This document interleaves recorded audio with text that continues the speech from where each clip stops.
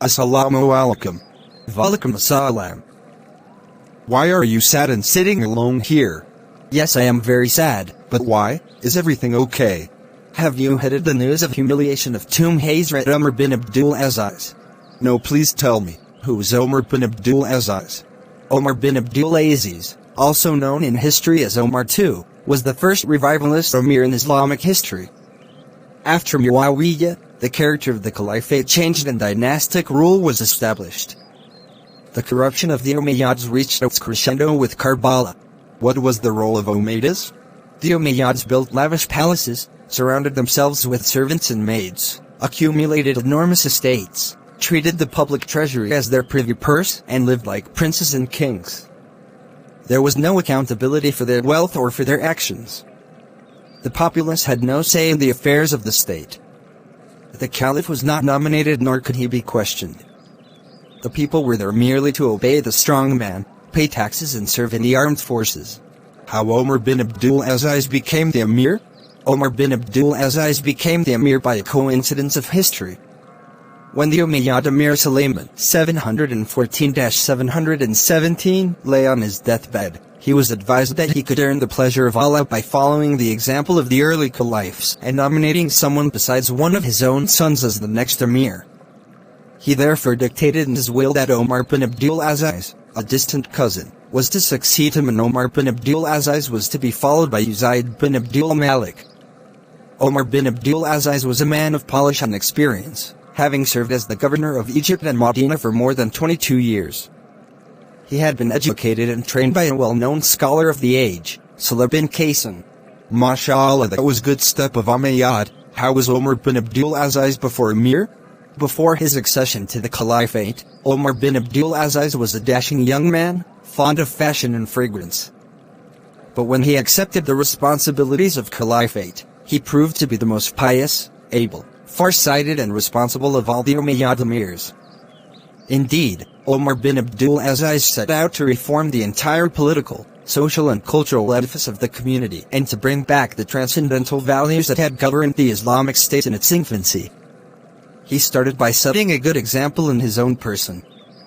When news reached him of his nomination to the caliphate, he addressed the people, "O people, the responsibilities of the caliphate have been thrust upon me without my desire or your consent.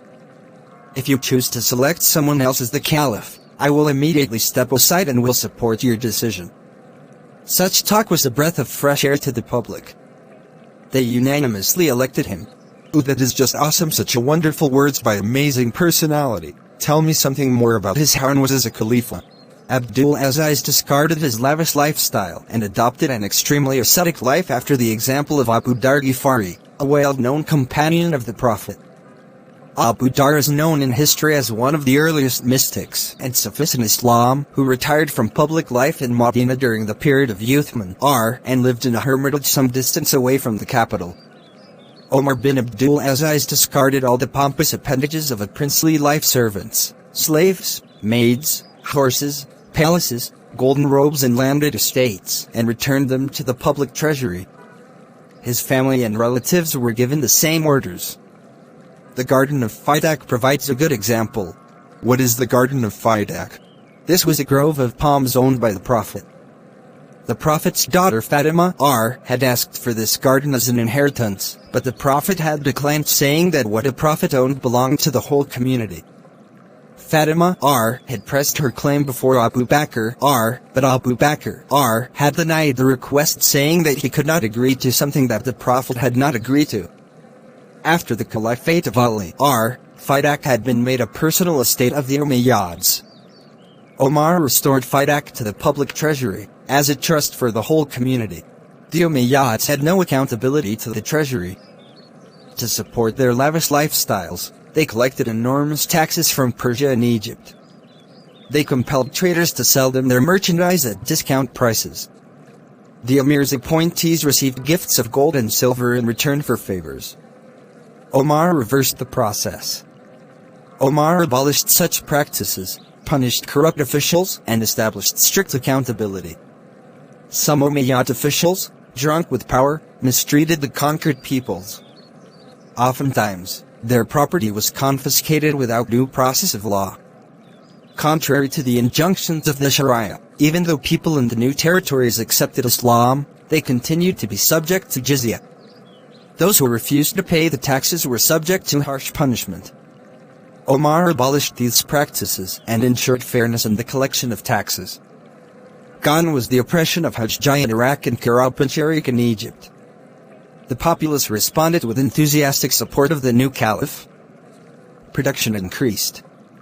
Ibn Kathir records that thanks to the reforms undertaken by Omar, the annual revenue from Persia alone increased from 28 million dirhams to 124 million dirhams. Amazing. Was he also a scholar? Omer Bin Abdul Aziz was a scholar of the first rank and surrounded himself with great scholars like Muhammad bin Ka'b and Maymun bin Maran. He offered stipends to teachers and encouraged education. Through his personal example, he inculcated piety, steadfastness, business ethics and moral rectitude in the general population. His reforms included strict abolition of drinking, forbidding public nudity, elimination of mixed bathrooms for men and women and fair dispensation of zakat. He undertook extensive public works in Persia, Khorasan and North Africa, including the construction of canals, roads, rest houses for travelers and medical dispensaries. Just love to hear all that. I think I heard his name and contribution of Quran as well. Yes, Omer Bin Abdul Aziz was the first caliph to commission a translation of the Quran from Arabic into another language. Upon the request of the Raja, king of Sindh in modern-day Pakistan, Omer Bin Abdul Aziz had the Quran translated into the ancient Sindhi language and had it sent to the Raja 718 CE. To put this event into historical context, this was within 10 years of the conquest of Sindh and Multan by Muhammad bin Qasim and the conquest of Spain by Tariq and Musa. Omer bin Abdul Aziz was also the first Emir to attempt a serious reconciliation of political and religious differences among Muslims. Since the time of Muawiyah, it had become customary for Khatibs to insult the name of Ali ibn Abi Talib R in Friday sermons. Omer bin Abdul Aziz abolished this obnoxious practice and decreed instead that the following passage from the Quran be read instead: Allah commands you to practice justice, enjoins you to help and assist your kin, and He forbids obscenity, evil or oppression, so that you may remember Him. Quran 16:90. It is this passage that is still recited in Friday sermons the world over. He treated Bani Hashim and the Shias with fairness and dignity. He even extended his hand to the Kharijites. According to Ibn Kathir, he wrote to the Kharijite leader Bostam, inviting him to an open discussion about the caliphate of Uthman R and Ali R. He went so far as to stipulate that should Bostam convince him, Omar would willingly repent and change his ways. Bostam sent 2 of his emissaries to the caliph. During the discussions, one of the emissaries accepted that Omar was right and gave up Kharijite extremism. The other went back and convinced. Even so, the caliph did not persecute the man. Omer bin Abdul Aziz was the first Muslim ruler who moved his horizons from external conquests to internal revival. He recalled his armies from the borders of France, India and the outskirts of Constantinople. There were few internal uprisings and disturbances during his caliphate. Islam had momentarily turned its horizons on its own soul, to reflect upon its historical condition and replenish its moral reservoir.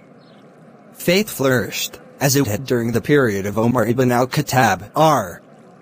It is for these reasons that historians refer to Omer bin Abdul Aziz as Omar II and classify him as the 5th of the rightly guided caliphs, after Abu Bakr R, Omar R, Uthman R, and Ali R. But greed does not surrender its turf to faith without a battle. The reforms of Omar II were too much for the disgruntled Umayyads and the rich merchants. Omar II was poisoned and he died in the year 719, after a rule that lasted only 2.5 years. He was 39 years old at the time of his death. And with him died the last chance for Umayyad rule. Such an amazing young man, with great history and ruling. If you like these details, please let me know. I will discuss more history with you. Yes, sure, I will forward it to my family and friends. This is very informative, and this increased my eager to study more about Muslims' caliphs. Sure, we will make series of different scholars. Yeah, hit the subscribe button, like and comment for more information. Jazakallah khairan kaseera. Allah Hafiz.